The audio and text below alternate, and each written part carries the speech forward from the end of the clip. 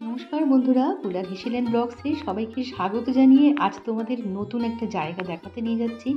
চলো, আমরা নেমে পড়েছি কলকাতার গিরিশ পার্ক বাস স্টপে। যদিও আমরা বাসে করে গিয়েছি, চলো আজকে যাব কলকাতায় এক টুকরো দক্ষিণ ভারতীয় মন্দির দেখতে। আমরা কিন্তু বাসে করেই সোদপুর থেকে এসেছি। এখানে মেট্রো করেও আসা যায়। গিরিশ পার্ক মেট্রো স্টেশনের 3 নম্বর গেট থেকে নেমে বাদিক ধরে হাঁটলে আমরা কিন্তু রাস্তা পার হয়ে ওই দিকটাতেই যাব। একটু দেখে শুনে রাস্তা পার হয়ে নিলাম, তারপরে রাস্তা ক্রস করে সোজা রাস্তায় 5টা মিনিট হাঁটার পরে কিন্তু চলে এসেছি এক টুকরো দক্ষিণ ভারতীয় মন্দিরের কাছে। বহুদিনের ইচ্ছে ছিল ওই মন্দিরটা দেখতে আসার, আজ সেই ইচ্ছে পূরণ হলো এবং তোমাদের সঙ্গেও সেটা শেয়ার করার জন্য আমার এই ভিডিও তৈরি করা।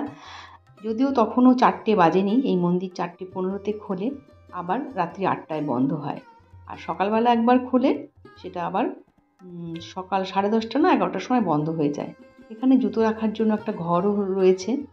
আমরা 4:15-র সময় গেট খুলবে তার অপেক্ষায় দাঁড়িয়েছিলাম বাইরে। সেই ফাঁকে এখানে দুজন ফুল ব্যবসায়ী বসে আছেন এই মন্দিরে পুজো দেওয়ার জন্য। যদিও এখানে কিন্তু কোনো রকম ফল মিষ্টান্নর কোনো দোকান দেখতে পেলাম না। বিকেল 4:15 নাগাদ মন্দির খুলে গেল, আর আমরাও একে একে এখানে জুতো রেখে এবং কিছু টাকার বিনিময়ে জুতো রাখতে হয়, সেটা যখন আমরা জুতো পরে বেরিয়েছি তখনই টাকাটা দেওয়া হয়েছে।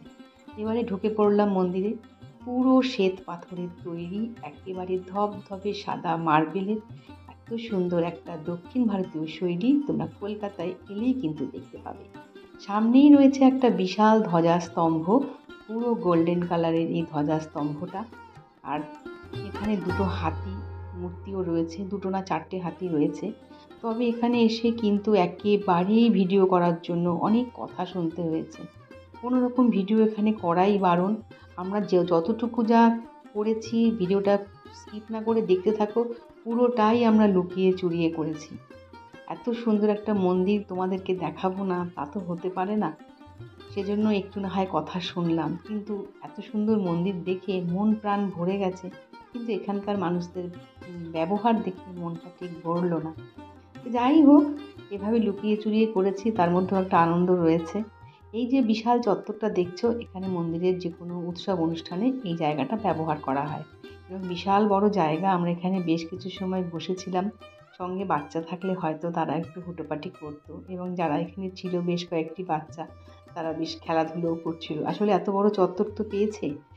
পুরো সাদা ধবধবে বিভিন্ন রামায়ণের কারুকার্য করা মন্দিরের চূড়াস্তম্ভ, এবং এর গর্ভগৃহে যে মূর্তি রয়েছে তিনি হলেন বৈকুণ্ঠনাথ। বৈকুণ্ঠনাথ হচ্ছে দক্ষিণ ভারতীয় ভাষায় একে বৈকুণ্ঠনাথের কোভিলও বলা হয়। গর্ভগৃহে কোনো রকম ছবি তোলা তো একেবারেই বারণ, ভিডিও তো দূরের কথা। প্রধান মূর্তি হচ্ছে বৈকুণ্ঠনাথ, তার দুপাশে 2 দেবী রয়েছেন, একজন হচ্ছেন শ্রীদেবী আর একজন হচ্ছেন ভূদেবী। এই 3 দেবদেবী নিয়ে আমার তো দেখে মনে হলো, মূর্তি দেখে পুরো তিরুপতির নারায়ণজির মতন মূর্তি। একেবারে কালো কষ্টি পাথরের তৈরি, জ্বলজ্বল করছে। এখানে পুজো দেওয়ার জন্য সবাই এসে লাইন দিয়েছে, পুজোও দেওয়া হচ্ছে। এখানকার সমস্ত পুরোহিতরাই কিন্তু দক্ষিণ ভারতীয় থেকে আসা, এরা কেউই কলকাতার নন। এই মন্দিরটার বিশেষত্বই হচ্ছে এটা। আর মন্দিরের গেটের যে চূড়াস্তম্ভ দেখতে পাচ্ছ, ওখানে রামায়ণের সমস্ত রকমের কাহিনীগুলো খোদাই করা আছে। এটি 1960 সালে তৈরি হয়েছে। এই সেম মন্দির কানপুরেও কিন্তু একটি আছে। আমি যদিও অনেক তথ্য সংগ্রহ করে এই মন্দিরটা জানতে পেরেছি, আর খুব দেখার ইচ্ছে ছিল, সেই দেখার স্বাদ পূরণ হলো এই রবিবার।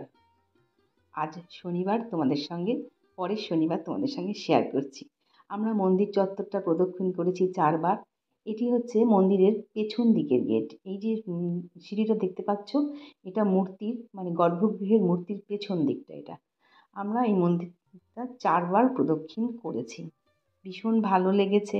যদিও আমরা ভুল পথে যাচ্ছিলাম, ওখানকার এক ভক্ত সে আমাকে বলে দিল, এভাবে ঘুরবেন না, এইভাবে ঘুরুন। যাই হোক, আমার খুব ভালো লাগলো, আমি এটা জানলাম আর কোনোদিন এরকম ভুল হবে না। আর তোমাদের কেমন লাগলো আমার এই নতুন মন্দির দর্শন করে, যেটা তোমাদের সঙ্গে শেয়ার করলাম, তোমরা কিন্তু অবশ্যই কমেন্ট করে জানিও। আর যারা কলকাতার মধ্যে থাকো, ওই দেখো লুকিয়ে চুরিয়ে ওইটুকু করতে পারা গেছে। এখানে সমস্ত ভক্তবৃন্দরা বসে আছেন, সুন্দর আসন পেতে দেওয়া হয়েছে। সন্ধ্যে 5:30টার সময় একটা আরতি হয়, যদিও আরতির জাস্ট কয়েক মিনিট আগেই আমরা বেরিয়ে এসেছি, আরতিটা দেখতে পারিনি। সন্ধ্যে 7:30টায় ঠাকুরের ভোগ দেওয়া হয়, তারপর রাত 8:30-8:15তে বন্ধ হয়ে যায়। আবার সকাল 6টায় খোলে, সকাল 10:30 11টার মধ্যে বন্ধ হয়ে যায়, বিকেল 4টের সময় 4:15তে খোলে, রাত 8:15তে বন্ধ হয়ে যায়। এই হচ্ছে কাহিনী। এই যে ধ্বজাস্তম্ভ দেখতে পাচ্ছ, দুর্দান্ত লেগেছে, খুব ভালো লেগেছে। সন্ধ্যেবেলার আলো জ্বলে উঠেছে। তোমরা যারা কলকাতার আশেপাশে থাকো তারা কিন্তু একদিন আসতেই পারো। ভিডিও ভালো লাগলে লাইক, কমেন্ট, শেয়ার আর সাবস্ক্রাইব করে আমার পাশেই থেকো।